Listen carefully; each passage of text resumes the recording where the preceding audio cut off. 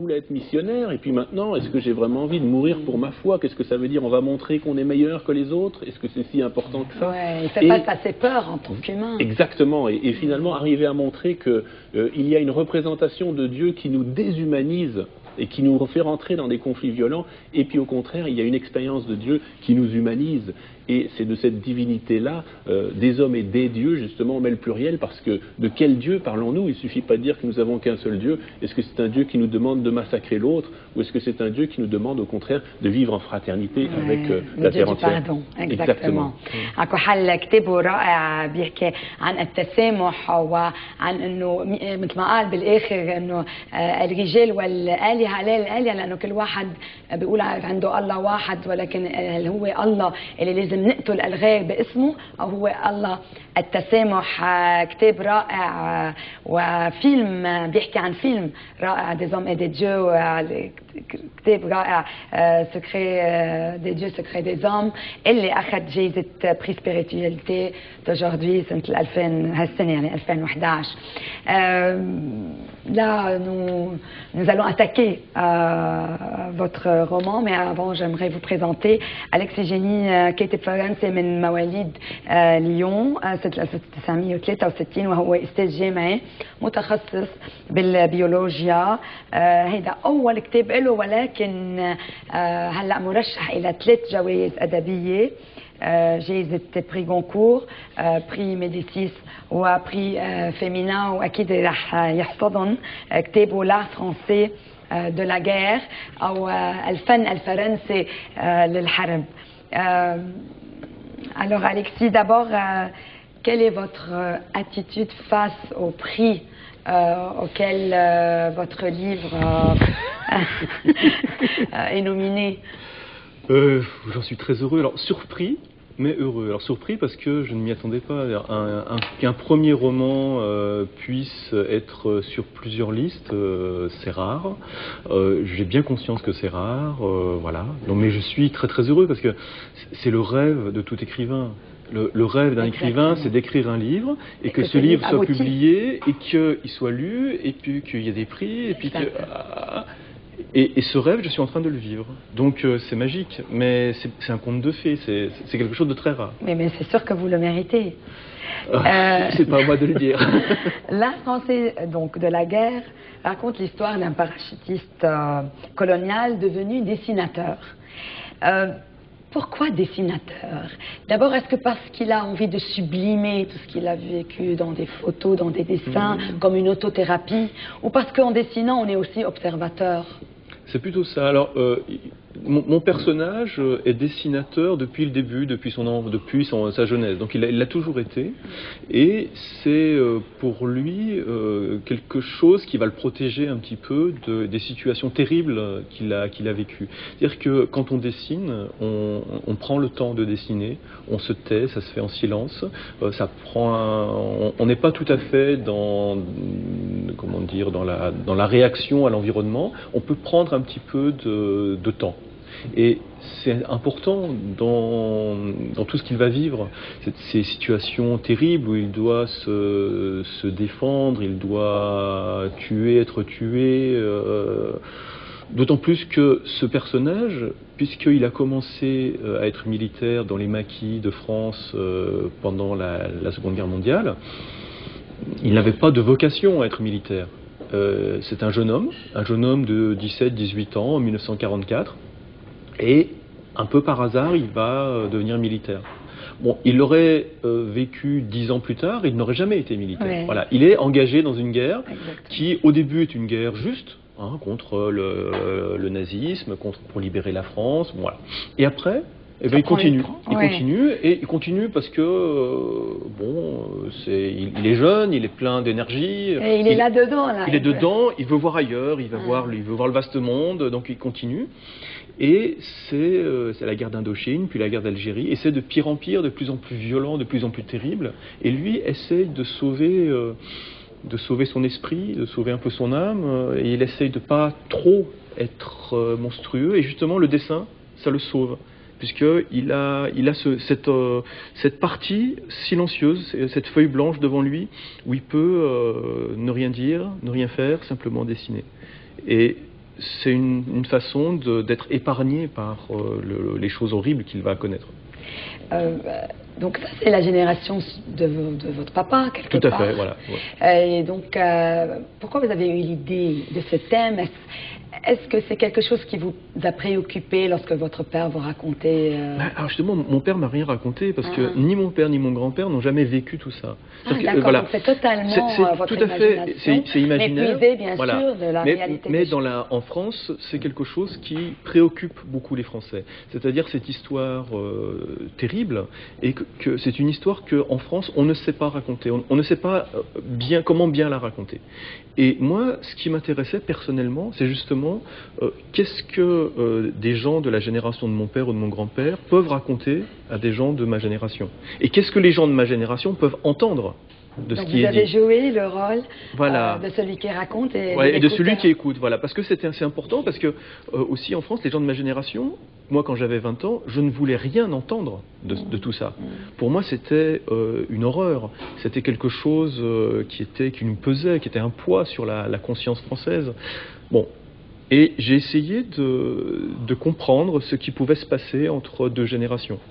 Et bien sûr, c'est quelque chose qui me touche, moi, parce que, ce que pouvaient me raconter mon père et mon grand-père, mais pas ça. Simplement, je pense que c'est universel. Qu'est-ce que l'on veut bien entendre de ce que nous disent les gens âgés qui ont vécu des choses terribles? J'imagine qu'au Liban, avec le passé terrible du Liban, il y a aussi ça. C'est-à-dire que qu'est-ce que les jeunes gens du Liban actuellement veulent bien entendre de ce que leur disent des gens qui sont plus âgés, voilà, qui ont vraiment vécu cette guerre, et comment la... Et il n'y a pas très longtemps, en tout cas. Il n'y a pas très longtemps, puis une guerre qui est très confuse, très compliquée. Comme en France, les guerres coloniales ont été très confuses, très compliquées, et on ne sait plus quoi dire, parce que... au moins, la guerre contre les Allemands, c'était très clair. Les Allemands étaient les méchants, les Français étaient les bons, tout va bien. Mais après, c'est très difficile à comprendre. كنت سألته أول شيء شو هو إحساسه تجاه إنه أول رواية له عم تحصد 3 جوائز أدبية. أكيد قال لي هذا حلم كل روائي وكاتب انه اول كتاب له يكون هالقد ناجح. وسالته كتابه بيحكي عن قصه فرنساوي وكان قبل الحرب اول شيء العالميه الثانيه، وبعدين فات بحروب غيرها، وكان هون في صراع بين انه هل هو عم بيكون الانسان الجيد البطل اللي عم بيقتل الناس اللي مش منيحه باول حرب، لانه كان هو الفرنسي ضد الالماني اللي كان عاطل، ولكن بعدين في كثير اسئله تسالها وهو عم بيقول انه بيو هيدا جيل بيو، ولكن والده ما بحياته كان حارب ولا بحياته حكي عن الموضوع، هو ده كله من خياله واكيد من واقع قري عنه، وحب يكون هو الانسان اللي عم بيخبر ومحل الانسان اللي عم بيسمع. J'ai su, en traversant comme ça des articles que vous avez écrits, vos livres, dans plusieurs cafés de Lyon. Pourquoi ça vous inspire, les cafés, les rues, un peu le bruit Alors, c'est vrai que chez moi, enfermé chez moi, je n'arrive pas à écrire. Voilà, j'ai besoin qu'il y ait des gens autour. Et les gens ne me dérangent pas, ils passent, je regarde, j'entends, je vois, et c'est là que je suis parfaitement bien pour écrire. Il y a une sorte de rêverie comme ça, mais qui se fait au milieu des autres. Mais des autres il n'y a pas de contact particulier, simplement voilà, je suis bien dehors. Donc du coup, les cafés, c'est mon lieu de travail idéal. Et ça vous inspire? Ah, tout à fait. Et vous, Henri, vous écrivez comment? Le soir chez vous ou dans les cafés? Je suis plutôt d'un style totalement différent. J'ai besoin effectivement de solitude. Mais en revanche, ça vient du fait que je suis, mais c'est peut-être aussi ton cas, je suis énormément en contact avec les gens tout le temps. Donc j'ai besoin. Voilà. Par contre, j'absorbe énormément avec le contact des gens et je dis toujours l'écriture c'est la vie et c'est notamment la vie avec les autres. Donc c'est très important. Ouais. Exactement. بيكتب أليكسي جيني يعني مطاعم والمقاهي بليون من مقهى لمقهى تخلص الكتاب. قال لي ايه بحب انه يكون مختلط مع العالم، يسمع يقشع.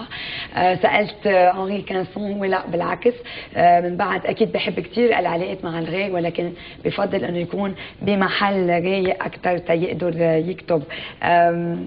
Donc on sent qu'il y a dans votre livre aussi une quête d'identité. Et je trouve que ce sujet revient dans beaucoup de romans ces temps-ci. En tout cas, c'est un sujet intemporel, universel. Ça a toujours été un grand souci de l'humain. Est-ce que ce parachutiste va retrouver quelque part, ou a-t-il retrouvé sa vraie identité? Alors, dans le roman, c'est pas lui qui, voilà, c'est plus bon. Dans le roman, il y a aussi un narrateur qui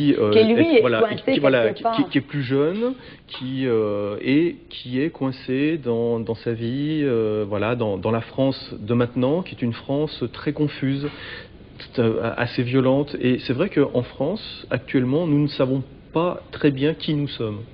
Et c'est un problème qui n'est pas un problème abstrait, c'est un problème concret, puisque dans le discours politique, il est question de ça, c'est-à-dire l'identité, être français, ne pas être français, les étrangers, voilà. Et dans les élections prochaines, nous aurons des débats là-dessus. Et moi, ce que je trouve, c'est que ce qui se dit est très confus et est souvent absurde. Voilà, c'est-à-dire que nous ne savons pas résoudre ce problème en ce moment en France, et c'est quelque chose qui me touche profondément parce que je fais partie de cette France, et je me dis voilà, nous sommes un pays qui a une histoire, une tradition, une culture, et en ce moment c'est comme si nous étions coincés, comme si nous étions immobiles, sans savoir qui nous sommes vraiment.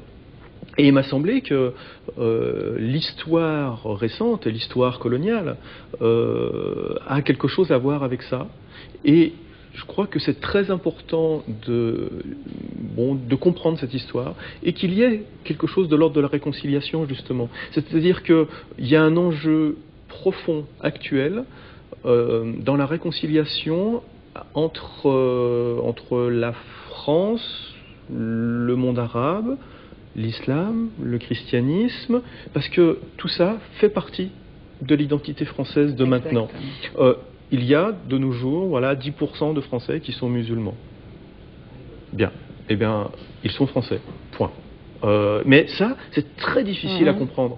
Et c'est très difficile à... Le choc des religions, des civilisations. Et je pense que c'est un peu ce qui m'a aussi poussé, c'est-à-dire à écrire ce livre, raconter de façon avec un peu de distance cette histoire très violente qui était la nôtre, mais sans désigner les coupables, sans dire c'est la faute de...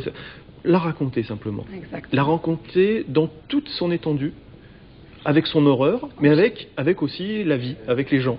Eh ben, moi, ça me paraissait intéressant. Et moi, pour moi-même en français, j'avais l'impression de raconter l'histoire de mes ancêtres. Et heureusement, le public semble trouver la même chose. Exactement. Vous avez, je crois que c'est un point très, très important dans la vie de tout Français, et en tout cas de tout humain aujourd'hui, parce que même au Liban, on a aussi cette quête de l'identité, parce que depuis tout temps, il y a une variété et bien sûr une diversité qui peut être très enrichissante, mais aussi qui peut être conflictuelle. Donc je crois que vous avez tous les deux visé dans vos romans des sujets très importants qui peuvent intéresser le monde d'aujourd'hui. En tout cas, je vais vraiment vous remercier de votre présence, Henri Quinson, et Alexis Génie. Je vous dis bon voyage. Je sais que vous allez du studio à l'aéroport. Oui. J'espère vous revoir bientôt au Liban. Alexis Génie aussi. Est-ce que vous avez une signature ce soir à 20h, donc au Salon du Livre. Au stand Antoine.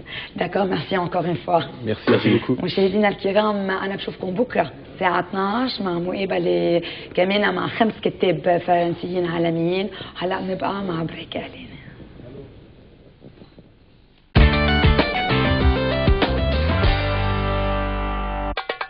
يلي الجوع بيلزم الحقني